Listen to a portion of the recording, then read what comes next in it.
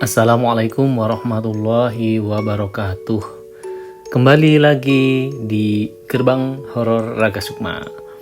Ini adalah program khusus dari Padepokan Raga Sukma yang tayang setiap Jumat. Jadi Jumat nanti diakuisisi oleh konten-konten horor. Ada yang sekarang ini New Gerbang Horor. Sebenarnya New Gerbang Horor ini. Dan nanti mungkin ada gerbang horor yang reguler yang ada saya Pierre Dedi ngobrol-ngobrol itu, ada Indra juga. Sama di Hari Kemala. Di Hari Kemala itu kayak semacam tanya jawab perdukunan dengan Mas Damar. Jadi nanti ada Mas Damar untuk bantu ngisi konten juga di Hari Kemala. Nah teman-teman kalau punya pertanyaan astral boleh loh ya, silahkan tanyakan di kolom komentar aja. Jadi tanyain apa sih hal-hal astral yang sekiranya bikin kalian penasaran itu. Tanyain di kolom komen, nanti kita coba kumpulkan, kita coba jawab di rekaman berikutnya. Namun sebelum itu, sebelum mulai cerita, saya ingin mengucapkan terima kasih dulu kepada teman-teman yang sudah mendukung Webtoon Kemala, baik dengan cara nge-share, komen, nge-love, atau juga membeli koinnya, terutama yang membeli koin, karena itu jadi sumber penghasilan kami untuk berkarya. Dan kemarin kan ada yang banyak tuh yang komen, ini ceritanya bisa kayak gini, risetnya pasti lama. Iya lama, makanya kemarin hiatusnya juga lama. Jadi teman-teman nanti jangan protes ya kalau nanti pas break season itu kami tuh lama, biasanya sampai berbulan-bulan ya, karena emang ngumpulin data dan itu tidak mudah. Makanya kalau kalian melihat hari ini membaca dan mengasumsikan plotnya begitu rapi apa segala macam, yaitu hasil dari perenungan berbulan-bulan gitu. Jadi nanti begitu season 2 berakhir, kita akan break season dulu ya, mungkin sekitar 4-6 bulan loh, lama termasuknya kita, baru lanjut ke season berikutnya. Oke, tak perlu berlama-lama, saya mau menceritakan cerita pengalamannya teman saya, rombongan, ketika mereka itu datang ke sebuah acara pernikahan seorang teman. Teman saya dipanggilnya Preman, tapi namanya Firman. Jadi saya Firman aja ya, nggak enak nih kalau pakai nama panggilannya. Firman itu waktu itu kuliah di Jogja dan menghadiri sebuah pernikahan salah seorang temannya di kampusnya yang lokasinya di Trenggalek, Jawa Timur ya. Jadi mereka kuliah di salah satu universitas di Jogja. Si Firman ini punya teman yang dapat orang Trenggalek gitulah. Jadi menikahnya di Trenggalek gitu. Akhirnya sebagai sebuah bentuk solidaritas, Firman dan teman-temannya itu datang ke pernikahan temannya itu. Nah,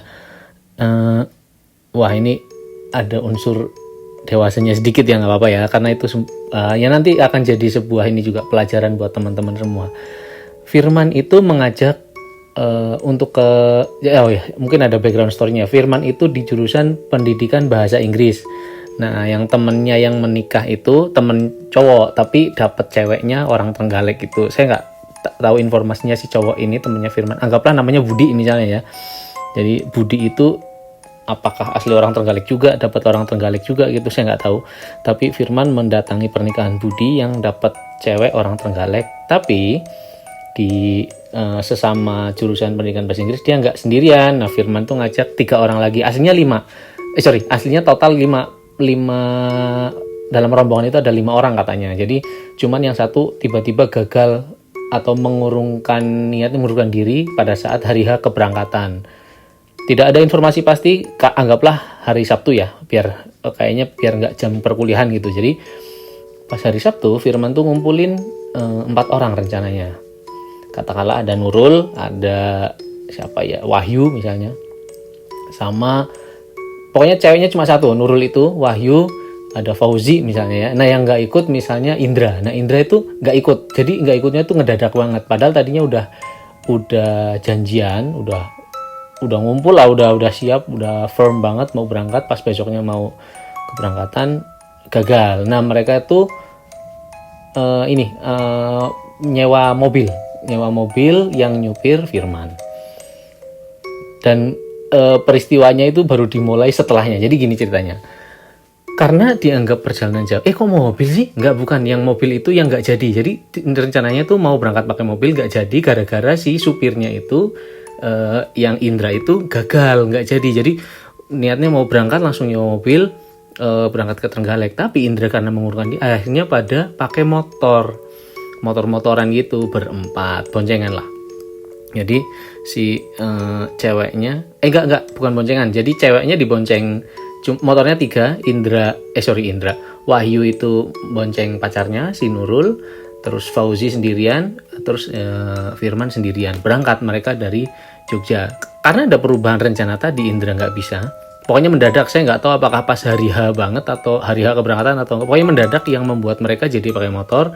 Terus jadi konfirmasi, teleponlah ke Trenggalek itu ke si Budi, Bud, ini nggak jadi pakai mobil nih, pakai motor. Boleh nggak kalau kami datang lebih awal? Terus Ibu dibilang, ya kan emang lebih awal, kalian kan akan nginep dulu karena acara si resepsi sama akadnya kalau di kampung tuh jadi satu itu pagi gitu. Jadi nggak mungkin kalau dari Jogja mau jam berapa gitu. Ya udah berangkat aja sorenya gitu. Kalau si untungnya sorenya ya, jadi masih bisa di handle pakai motor itu tadi keberangkatannya. Si Indra gagal, akhirnya ya udah kita motoran aja, nanti kita nginep di tempat saudaramu. Akhirnya diinepin, bukan saudaranya, di saudara calon pengantin perempuan. Nanti kalian akan tak inepin di rumahnya saudaranya calon istriku. Oke, gas, berangkatlah mereka. Tidak ada peristiwa apapun yang aneh atau apapun, pokoknya berangkat lancar. Sampailah mereka. Ini kejadian tahun berapa ya? Kalau dari narasinya sih harusnya mungkin 2008-2009 mungkin ya, soalnya 2005 enggak lulus 2005 atau 2004 ya, bener 2009. Jadi sekitar tahun 2009 nih peristiwanya. Mereka berangkat pakai motor rombongan konvoy dari Jogja menuju Trenggalek. Yang tidak disangka ternyata lokasi pernikahannya itu desa banget. Wah, ada cerita narasi mereka lewat bendungan kok. Saya nggak tahu apa ada bendungan nggak sih di Trenggalek itu. Pokoknya dia ngelihat ada bendungan gitu. Si Firman tuh cerita lewat bendungan, bro, waktu berangkat kalau kita kemalaman dikit serem katanya gitu. Akhirnya mereka sampai dan itu tidak disangka karena akhirnya calling-callingan terus sama si Budi untuk menentukan ngarahin lokasi gitu sampai ke rumah saudaranya saudara si calon istrinya. Singkat cerita sampai mereka ini karena tidak ada peristiwa aneh, mereka berangkat lancar, akhirnya sampai di rumah saudaranya si cewek calon pengantin perempuan, nginep. Nah, yang tidak diketahui oleh si pihak pengantin perempuan ya, ternyata si rombongan yang dari Jogja, yaitu rombongannya Firman itu ada ceweknya. Itu tuh nggak diinformasikan gitu.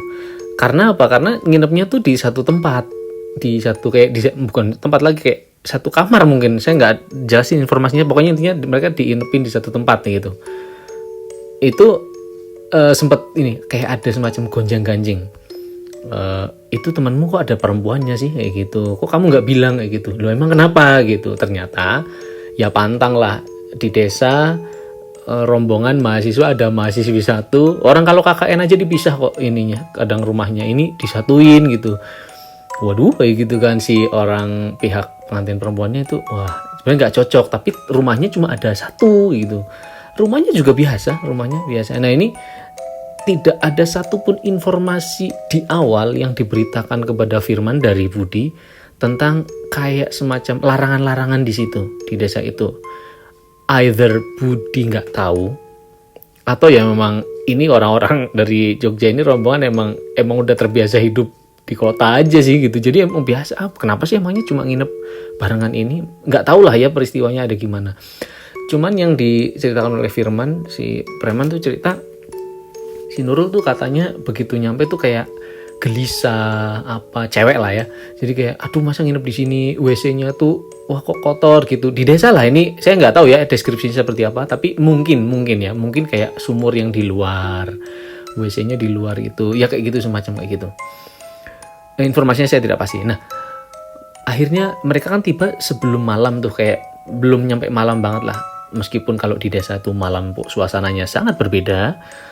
Ya tapi belum malam banget lah. Akhirnya mereka diputuskan untuk ya sudah, kalian di sini berempat tapi jangan macam-macam gitu, nggak usah ngadi-ngadi lah kayak gitulah, nggak usah berbuat yang tidak-tidak. Nah, anggaplah mereka nginep di satu rumah ya, anggaplah di satu rumah bukan satu kamar. Akhirnya ketika malam berlalu, saking capeknya perjalanan ya sudah pada tepar semua.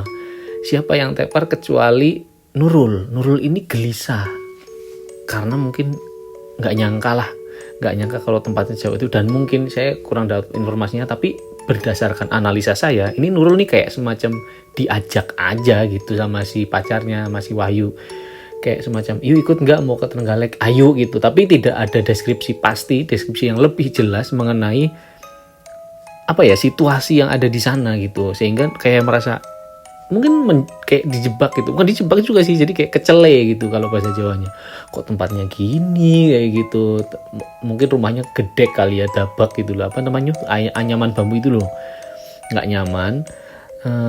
Ini informasinya diketahui nanti belakang, tapi saya harus ceritakan di depan karena ini penyebab yang akan menjadi rangkaian peristiwa setelahnya.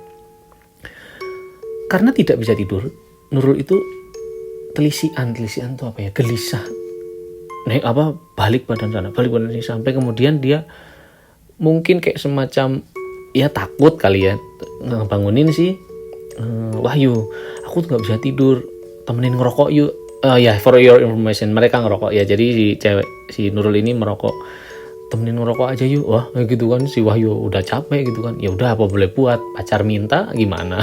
Akhirnya mereka rokokan di depan malam-malam, ya udah pokoknya intinya nemenin biar nggak ini. Nah ini Firman nggak tahu ya, jadi informasi ini nanti sebetulnya diketahui oleh Firman tuh agak-agak nanti, si Preman ngasih taunya terakhiran.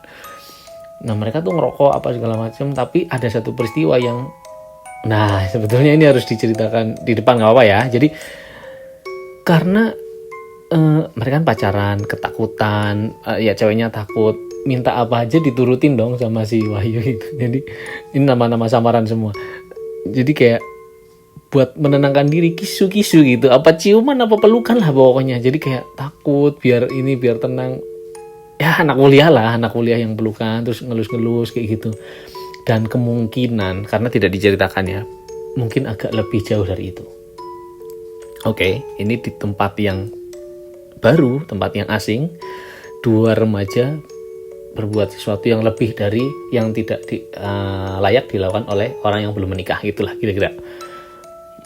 Informasi itu, oh ya ada satu tambahan, si Nurul itu kebelet pipis, ditemenin sama si pacarnya dan gak ditutup pintunya, jadi kayak jangan ditutup pintunya, takut, ngerti kan maksudnya arahnya kemana. Nah jadi kayak gitu kira-kira, ini seperti itulah, tapi tidak menyangka kalau buntutnya tuh nanti agak nanti. Oke.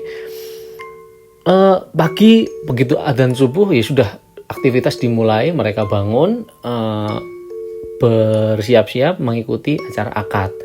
Sebetulnya acara akadnya berlangsung lancar pas segala macem itu. Terus ini lancar ya, sampai kemudian diputuskan kita tuh nggak mungkin nginep semalam lagi, Bud. Jadi kita, kata si Firman kepada Budi, kita mau langsung habis acara akad, habis acara resepsi, kita mau langsung balik ke Jogja. Oke, kami titnit, dibawain macem-macem tuh, oleh-oleh apa segala macem. Pada saat jadi si Nurul ini udah gelisah lah, udah yuk cepetan balik, keburu ketemu malam. Ada aja alasannya lah ya sama si pacarnya, si Wahyu, si Fauzi sama si Preman sama si Firman. Ya udah ayo Bud, kita pamitan dulu ya, terima kasih. Wah aku terima kasih banget. Ya ini jangan lupa bawa oleh-olehnya. Jadi kayak semacam dikasih berkat apa sih? Ya berkat, nasi lah kayak kalau di kampung tuh gitu. Jadi dibawain, ini ada oleh-oleh, ini disilakan dibawa pulang kayak gitu sekalian perjalanan. Yang jadi aslinya narasinya itu sempat ada mau balik dulu ke rumah itu buat ganti, tapi udah saking keburu-burunya pulang, akhirnya mereka pulang tuh pakai baju batik gitu. Terus si Nurul juga pakai baju yang masih baju apa istilahnya, baju kondangan gitu, baju resepsi gitu. Jadi ribet gitu ya, yang nggak seribet itu sih, cuman maksudnya mereka kayak kelihatan banget baru kondangan pulang. Nah pas mau pulang banget, si Budi ini dipanggil sama salah satu saudara dari istrinya. Udah sah jadi sini, si panggil Budi sini Budi. Terus dia ngomong, ini tolong kasih ke Mas yang baju coklat. Ternyata yang dimaksud adalah Wahyu. Dikasih apa kayak gitu kan. Terus ini dikasih, ternyata ada buntelan kain. Di buntelan kain itu tidak diketahui isinya, jangan dibuka, tapi kasih aja ke masnya, nanti kalau udah sampai Jogja baru boleh dibuka. Oke. Siapa orang ini tidak diketahui, tapi saudaranya. Ada kemungkinan, kata si Firman oleh ceritanya, kemungkinan si bapak ini yang ngasih itu melihat tingkah si Wahyu sama Nurul di rumah tempat mereka nginep. Entah apa, jadi kayak semacam melihat dua orang berbuat sesuatu yang tidak sepantasnya di desa dia. Itu orang desa situ nih, si bapak itu. Nih, tolong kasih ke si Mas baju coklat itu, jangan dibuka sebelum sampai di tempat tujuan, maksudnya sampai Jogja. Tidak diperkenankan isinya apa, jadi cuma diwadahi kantong gitu. Nah, Budi langsung manggil Firman ya, sebagai teman baiknya. Man gitu. Ini kasih ke si Wahyu gitu. Loh, buat apa? Ini apa? Pokoknya kasih aja, jangan dibuka. Apa yang nggak disampaikan apa gimana? Pokoknya ini kasih aja ke Wahyu, nanti bukanya pas udah sampai di Jogja. It's a little bit weird, sounds weird untuk orang yang tidak percaya hal-hal mistik. Ya kan aneh kan? Ini ada orang siapa ngasih apa di tempat yang tidak sepantasnya kepada orang baru gitu, sehingga kan aneh gitu kedengarannya. Baik Firman sendiri juga ngerasa, aduh ini apa ya gitu kan, ya semacam talisman lah, semacam jimat gitu. Ya dia hanya meneruskan perintah dong, ya sudah, yuk ini pegang, masukin jaket, nanti dibukanya pas di Jogja. Oh ya, kayak gitu. Nggak ada tanda tanya atau apa, pokoknya ya wis ya. Tapi Wahyu kayak sempat mendengar ketika bapak itu, si bapak yang tadi itu saudaranya si istrinya si Budi itu pas ngasih itu, si Wahyu sempat ngelihat, oh ternyata dikasih ke gue, ini apa sih kayak gitu. Tapi dia nggak bertanya, jadi kayak oh ya udah yuk berangkatlah mereka berangkat pulang. Anggaplah mereka bertolak dari pukul berapa ya kalau selesai pernikahan tuh, ya 11 kali ya, 11 berangkat pulang, udah makan siang sekalian di situ ya kan, langsung berangkat pulang. Ketemu sore di daerah mana gitu, Ponorogo apa saya nggak tahu detailnya. Itu ada satu cerita yang menarik. Jadi ketika naik kendaraan bermotor itu udah sampai sore, menjelang sore, mereka kan pakai, dulu belum ada Google Map, jadi kayak semacam petunjuk jalan gitu loh. Nah si siapa namanya Fauzi itu bilang, loh kok pada mepet ke kiri, kita kan ke kanan, gitu. Jadi kayak nginstruksiin ke kanan, loh tadi kok lambangnya kalau ke Jogja tuh ke kiri kayak gitu. Ada semacam perdebatan, tapi itu di lampu merah. Jadi abis itu ditindin orang itu. Jadi begitu lampu hijau, tin, harus cepet memutuskan. Nah si Fauzi ini yakin banget tadi lihatnya ke kanan arahnya. Tapi ya Firman tuh ngelihatnya tadi perasaan ke kiri deh, harus ke kiri. Tadi ada semacam mereka ketemu pertigaan gitu ya. Mentok ketemu pertigaan, yang pilihannya hanya ke kanan dan ke kiri. Waduh, yang mana nih? Tin, udah ditindin kan, ya udah ambil kanan karena Fauzi itu terlihat yakin gitu. Akhirnya mereka belok ke kanan, ya pede aja udah. Ini peristiwanya sore, udah sandekala gitu. Terus pada saat perjalanan ke belokan kanan, si iseng banget si siapa namanya Firman tuh nunjuk ke atas. Lihat ada layangan, ada layang-layang tuh, layangan tuh di atas tuh, kayak gitu. Pada ngeliatin ke atas sambil berkendara ya peristiwanya ya. Jadi ini ada layangan di atas, ternyata layangannya tuh yang berurutan, gandengan, apa gimana ya, layangan yang panjang gitu, layangannya kayak ekor naga gitu loh. Pernah lihat nggak? Jadi layangan yang bertumpuk gitu, kecil-kecil layangannya, jadi kayak bertumpuk gitu. Itu layangan kayak gitu kan, wih kayak naga kayak gitu. Soalnya ada narasi itu kayak naga kayak gitu, entah dari Fauzi entah dari si Wahyu, kayak naga kayak gitu. Ya layangan itu layangan biasa aja, tapi Nurul nunduk. Dan itu masih di kota loh peristiwanya, jadi kayak masih ada lampu merah kan, masih di kota. Tapi saya nggak tahu ini Ponorogo mungkin ya, teman-teman buka map ya. Jadi Trenggalek ke arah Jogja itu lewat mana sih? Kalau saya sih Ponorogo, jadi kayak ngeliat itu ada layangan. Terus mereka ketemu pertigaan terus ke kanan, dan keputusan ngambil ke kanan itu adalah sebuah kesalahan fatal. Kenapa kesalahan fatal? Karena itu momen di saat mereka dijebak oleh satu peristiwa yang dilakukan oleh Wahyu dan Nurul kembali ke desa tempat mereka menginap semalam. Nah, ini ada yang satu part yang terlewat ya sebelum mereka menemui pertigaan. Di perjalanan awal ketika mereka baru berangkat dari bertolak dari rumahnya si Budi ya, dari tempat pernikahan itu, mereka sempat ngisi bensin. Nah, ini yang jadi ada satu peristiwa penting ini sebelum pertigaan. Wahyu tuh iseng orangnya dan emang dia nakal. Jadi pas dia mampir ke pom bensin kan kencing dulu nanti kita bablas langsung sampai Jogja gitu, bakal ngebut sebelum ketemu malam apa gimana gitu narasinya. Ternyata si Wahyu ini iseng gitu. Jadi pas sampai di kamar mandi buka apa sih tadi? Dan dia malah ngerasanya gini, ketika narasi dikasih talisman atau jimat tadi tujuannya justru untuk memproteksi, yang diterima oleh Wahyu sebaliknya. Wahyu malah ngerasa kayak, ini aku dikasih apa sama orang asing, jangan-jangan aku dikasih ini. Itu kompor-komporannya si Nurul tuh. Jadi kayak, apa sih itu? Jangan-jangan apa gitu. Jadi kayak semacam dikompori gitu. Mereka berdua nih, yang itu menjurus ke membuat Wahyu memutuskan untuk ngelihat isinya. Dilihat, isinya tuh kembang bunga, kumpulan bunga, pantas kok empuk-empuk kayak gitu.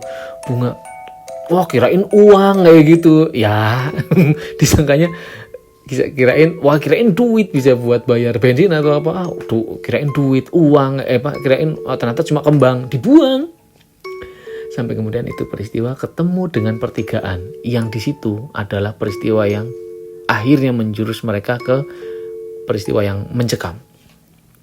Mereka ambil kanan, melihat layangan, akhirnya bertemu Sandekala. Di situ diarahinnya, kan tahu papan hijau yang arah Jogja. Ternyata itu jalur alternatif. Nah, itu yang tidak disangka-sangka oleh si Fauzi, padahal Fauzi ya yang nunjuk. Meskipun yang melakukan perbuatan yang iya itu cuma si Wahyu sama Nurul, tapi yang kena ya satu rombongan itu. Entah bagaimana, gara-gara dibuangnya si kembang tadi, yang mungkin itu sebetulnya adalah jimat, di mana bapak yang ngasih itu mungkin melihat apa yang dilakukan oleh Wahyu dan Nurul di rumah tempat mereka nginap. Jadi kan ada semacam doa supaya mereka selamat sampai tujuan gitu, tapi lewat satu perantara, yaitu si jimat tadi. Ini terlepas dari konsep musyrik dan yang lainnya. Pokoknya adalah ini untuk menjaga gitu. Dan mungkin ada efek placebo, jadi kalau kamu pegang ini itu aman. Nah, ini enggak, si Wahyu dibuang, yang membuat mereka jadi nyasar gitu. Ternyata itu jalur alternatif. Itu si Firman ceritanya gitu. Jadi kayak jalannya waktu pertama kita lihat bro, seneng gitu. Kenapa? Karena wah sepi, adventure gitu loh. Masuk ke jalur sempit, makin lama makin sempit, kok makin nanjak kayak gitu. Kok nanjak terus makin sepi gitu. Nah, si Nurul itu udah kondisinya tuh lebih gelisah dari ketika dia sampai di rumah tempat dia nginep. Lebih cemas gitu. Kelihatan banget nunduk gitu, ketakutan. Terus yang aneh lagi, nah ini yang paling konyol nih. Ini kan peristiwanya udah agak lewat dari tadi yang lampu merah itu. Tadi lah anggaplah udah sejam lah. Udah makin jam 5 katakanlah, tadi peristiwa jam 4. Ini udah jam 5, udah hampir setengah 6 gitu. Si Firman lagi, loh kok layangannya masih ada gitu. Jadi dia nunjuk ke atas, layangannya tuh masih ada dengan ukuran yang exact sama dengan yang saat ia lihat 1 jam yang lalu. Si Fauzi ngerasa aneh dong, langsung ngerasa, beda kali layangannya. Beda apa? Ini identik banget, bentuk layangannya tuh sama, persis dengan yang tadi gitu. Cuman itu kan jadi pembahasan yang dibatin masing-masing ketika mereka dalam perjalanan gitu. Jadi untungnya mereka tidak terlalu ngebut karena jalurnya itu sudah berbelok, menanjak dan jalurnya terjal gitu. Ini lewat mana, salah kali. Nah, ini saya juga ingin menyarankan ke teman-teman. Jadi ketika teman-teman menemukan satu jalur yang sekiranya memang makin dirasa makin sempit, makin tidak kondusif, putar balik aja. Ini Firman juga ngasih saran gitu ke saya. Wis bro, pokoknya kalau sampean ketemu jalur yang sekiranya itu tidak enak gitu, mendingan putar balik dan gak usah mikir udah sejauh ini, jangan mikir kayak gitu. Nah, ini yang mereka lakukan. Jadi waduh, udah sejauh ini masa putar balik, udah terus aja nanti pasti ketemu gitu. Jadi mereka sudah dalam kondisi nyasar nih, udah lewat kok kayak makin ke hutan gitu. Terus si Fauzi jalur ini kali ya, jalur alternatif kali ya. Dan emang iya, sebetulnya itu tidak ada yang aneh gitu. Yang jadi masalah adalah ketika akhirnya mereka bertemu malam. Terus si Nurul tuh tiba-tiba tuh nangis di belakang. Kayak gitu. Loh, si Wahyu ngedin. Mereka posisi paling belakang. Si Wahyu sama Nurul ngedin ke depan. Si Fauzi paling depan. Si Firman di tengah. Din gitu kan. Berhenti gitu. Kenapa nangis? Apa? Ini si Nurul nangis gitu kan. Itu kondisi udah mau maghrib gitu lah. Anggaplah udah mau malam banget lah. Udah hampir hilang cahaya. Terus akhirnya kenapa gitu kan. Terus ada putar balik aja yuk. Udah jauh banget ini kita gitu. Kalau putar balik lebih jauh lagi Rul gitu.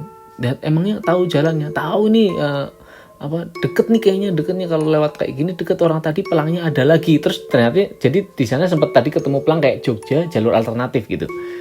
Pokoknya teman-teman harus cek map ya. Kalau sekarang zaman dulu kayaknya nggak terlalu ini deh, Google Map kayaknya belum terlalu, ya nggak ada kali ya. 2009 udah ada belum ya? Tapi intinya mereka kayak sempat nanya orang juga kok. Jadi benar nggak kalau Jogja? Ya bisa lewat sini kayak gitu. Jadi sempat udah ada data yang meyakinkan bahwa itu bisa ke Jogja. Cuman kan arahnya nggak tahu. Dan apalagi kalau kita nanya sama orang setempat, akamsi deh, anak kampung sini, kalau ditanyain deket apa enggak, deketnya mereka belum tentu deketnya kita. Nah, Nurul tuh nangis. Pulang yuk. Kenapa aku nggak berani lewat sini? Loh, udahlah, ini bentar lagi nih, perbukitan udah selesai kok. Kalau kita balik kita lebih jauh lagi. Bayangin, nanti ketemu pertigaan tuh bisa 1,5 jam lagi. Kita 1,5 jam lagi bisa jadi kalau lurus sudah nyampe gitu.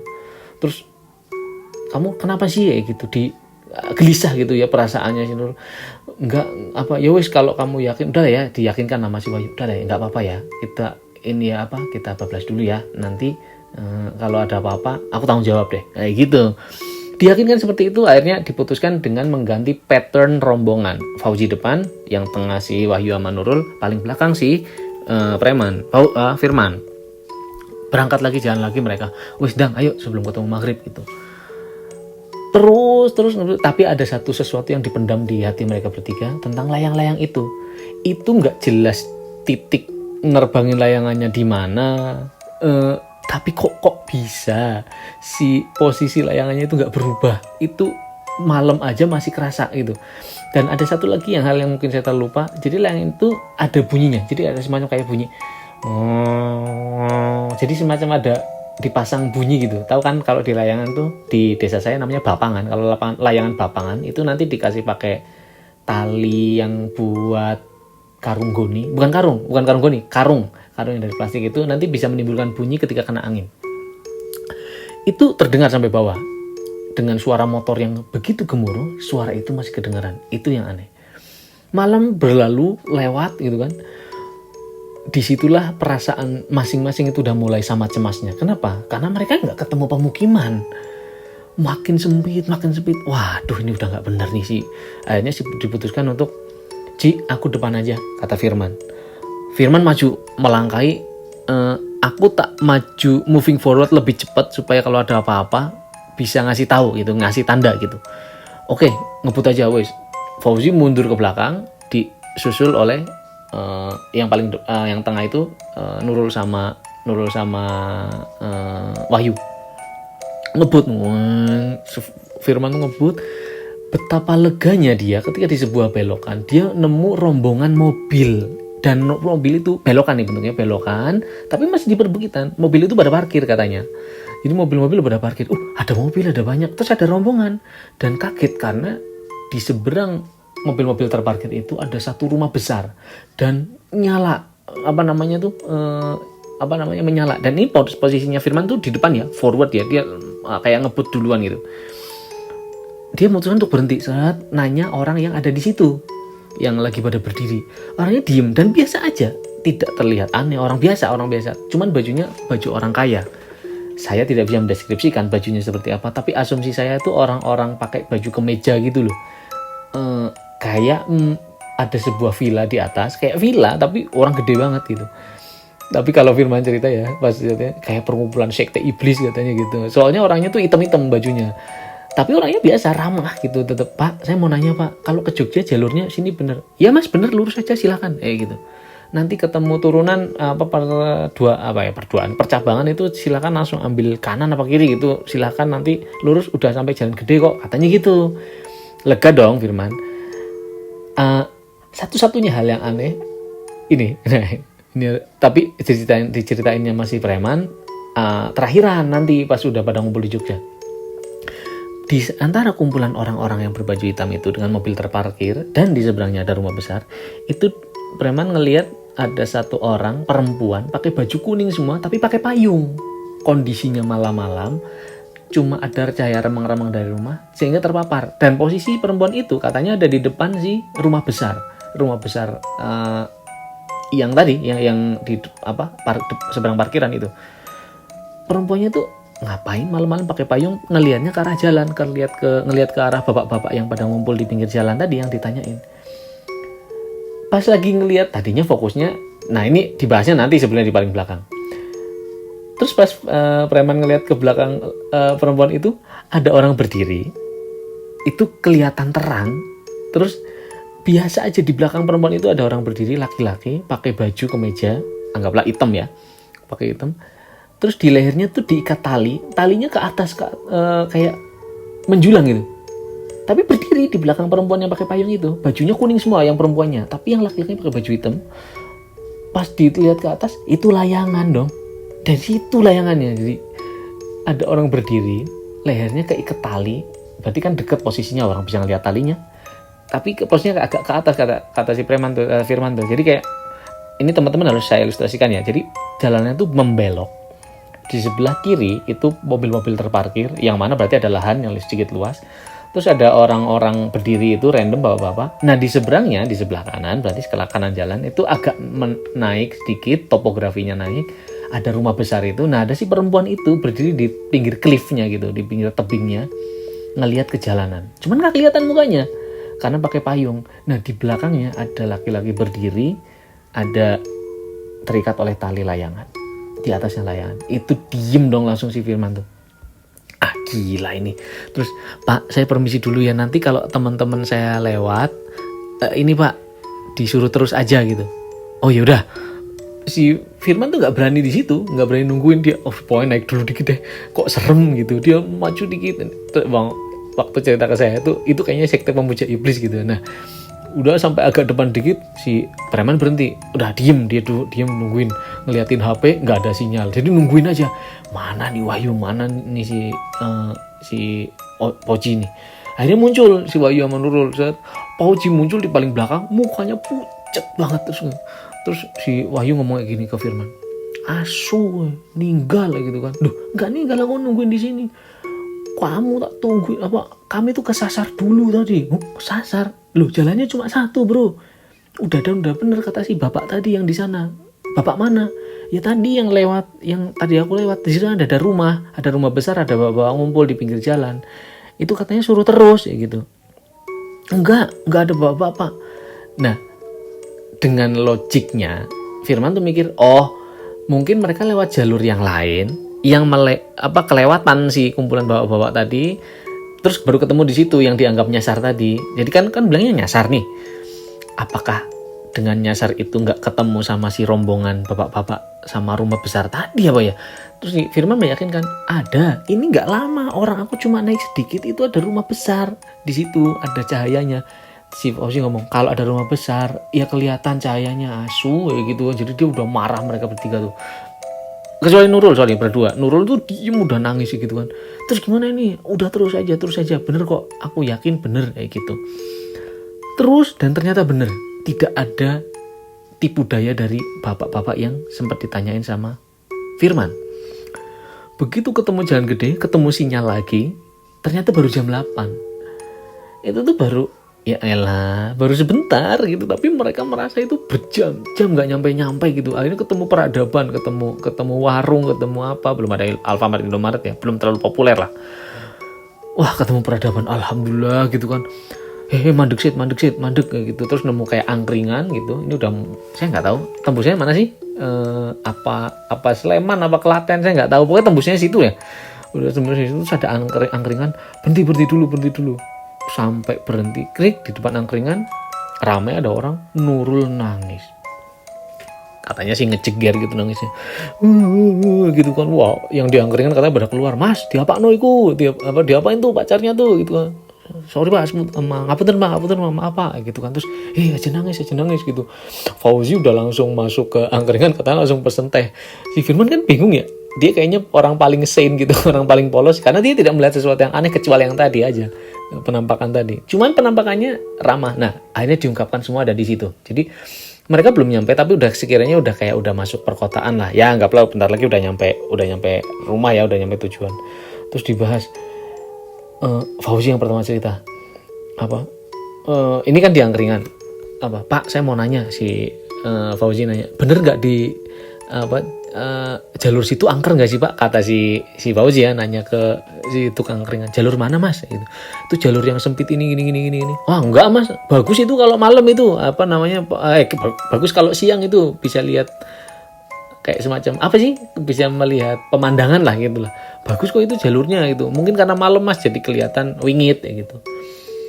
Terus enggak mas, saya serius soalnya kok pucat sekali masnya, kata si tukang angkringan kepada Fauzi bilang, iya mas, soalnya tadi saya lihat teman saya itu kan tadi berangkat tuh bonceng pacarnya mas, tapi di perjalanan situ yang dibonceng itu pocong mas, gitu.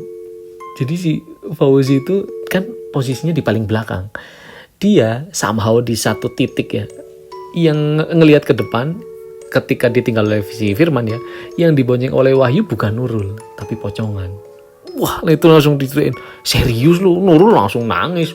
Di caranya si Wahyu tuh makin emosi gitu loh. Asu kamu jangan cerita kayak gitu sekarang gue gitu kan. Terus kenapa ya kita ada apa ya kita ya, kok bisa dihantui gitu kan. Terus dengan penasarannya si Firman nanya dong, kalian tuh nggak ketemu ada rumah besar tadi, aku tuh mendahului kalian, jalurnya tuh cuma satu tok jalur, ya itu aja jalurnya.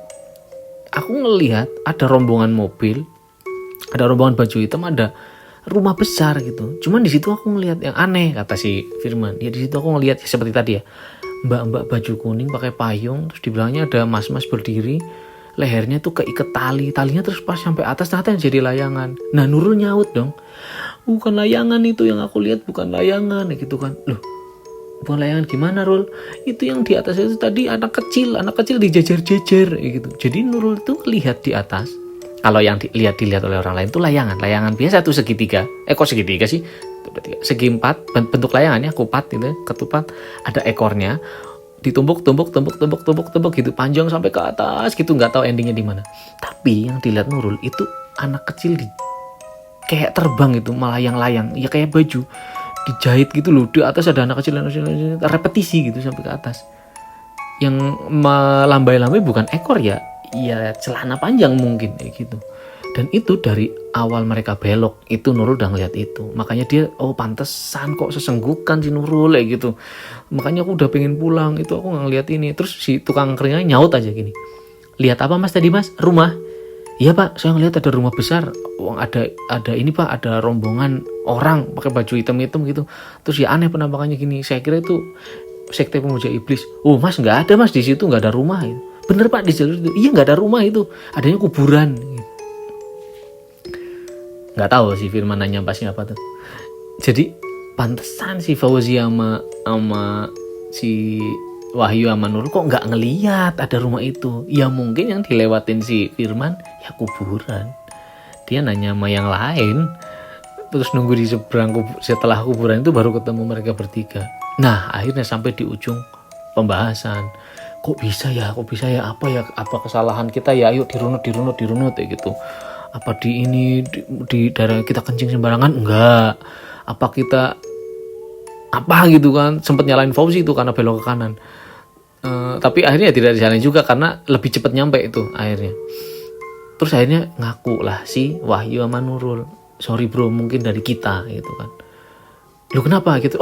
Gini, sorry, sempat ada Firman, mana yang ditagih sama dikasih sama bapak itu mana? Kayaknya itu jimat deh gitu kan. Sorry bro, tak buang kayak gitu.